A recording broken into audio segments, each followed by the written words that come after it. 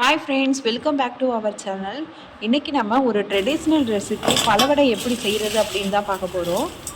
ரமதான் மாதம் 27வது பொறையில் நாங்கள் எப்போதும் பலவடை செஞ்சு ஃப்ரெண்ட்ஸ் அண்ட் ரிலேட்டிவ்ஸ்க்கெலாம் கொடுத்து விடுவோம். ஏன்னா எங்களுக்கு அன்றைக்கி தான் லைலத்துல் கதிர் இரவு, அன்றைக்கி ரொம்ப சிறப்பான நாள். இப்போ இது எப்படி செய்கிறதுன்னு பார்க்கலாம். ஃபஸ்ட்டு வந்து அச்சு வெல்லம் எடுத்துக்கலாம். 1.5 படி அரிசி மாவை அலசி காய வச்சு நம்ம மிஷினில் கொடுத்து அரைச்சிக்கணும். அதுக்கு 3/4 கிலோ அச்சு வெல்லம் எடுத்துருக்கணும். இப்போ அச்சு வெல்லம் முழுகிற அளவுக்கு தண்ணி சேர்த்துருக்கேன். இப்போ இது நல்லா கரைஞ்சி வர வரைக்கும் நம்ம வெயிட் பண்ணலாம். இப்போது இதுக்கு 4 தேங்காய் எடுத்து வச்சுருக்கோம். அதை வந்து இந்த மாதிரி நம்ம துருவி அதில் சேர்த்துக்கலாம். இந்த மாதிரி தேங்காய் நல்லா துருவி எடுத்துக்கலாம். உங்களுக்கு வேணும்னா குட்டி குட்டியாக கட் பண்ணி போடலாம். நாங்கள் எப்போதும் துருவி தான் சேர்ப்போம்.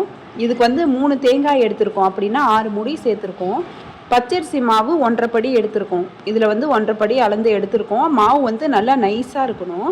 இப்போ வந்து அச்சு வெல்லம் ஓரளவுக்கு கரைஞ்சி வந்துருச்சு. இப்போ நம்ம கரண்டியால் லைட்டாக நம்ம கரைச்சி விட்டுக்கலாம்.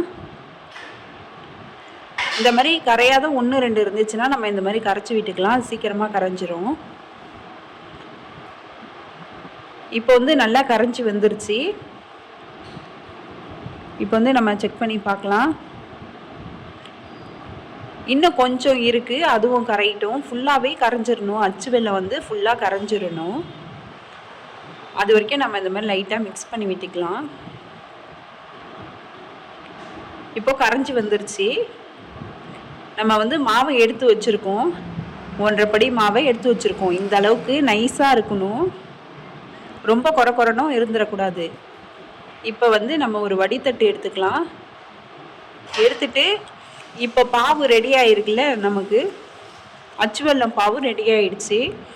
இதை வந்து நம்ம எடுத்து வடிகட்டிடலாம். ஏன்னா அதில் கொஞ்சம் கொஞ்சம் தூசியெல்லாம் இருக்கும், அதனால வந்துட்டு நம்ம வடிகட்டிக்கிறோம். இப்போ பாருங்கள், இதுலேயே கொஞ்சம் தூசிலாம் இருக்குது. இதுக்கப்புறம் நல்லா கரண்டியை வச்சு, கரண்டியோட பேக் சைடை வச்சு நம்ம நல்லா மிக்ஸ் பண்ணி விட்டுக்கணும். ஏன்னா நமக்கு அச்சு வெல்லம் பாவு சேர்த்ததுனால அது இறுகிட்டே வரும். இந்த பதத்துக்கு நமக்கு இருந்தால் போதும். ஒருவேளை உங்களுக்கு தண்ணியாக போயிடுச்சுன்னா நீங்கள் கொஞ்சமாக இடியப்ப மாவு சேர்த்துக்கலாம். இப்போ இதை மிக்ஸ் பண்ணும் போதே நமக்கு நல்லா இறுகி வந்துடும்.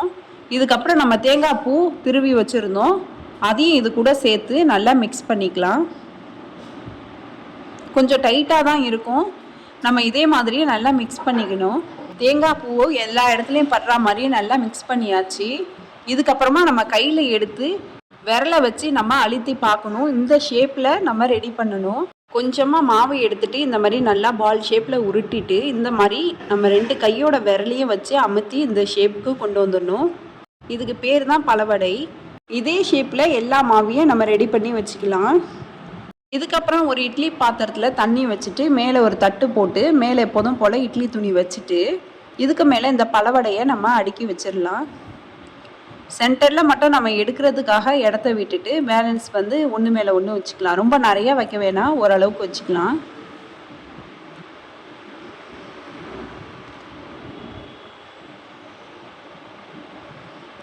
இந்த மாதிரி வச்சுக்கலாம்.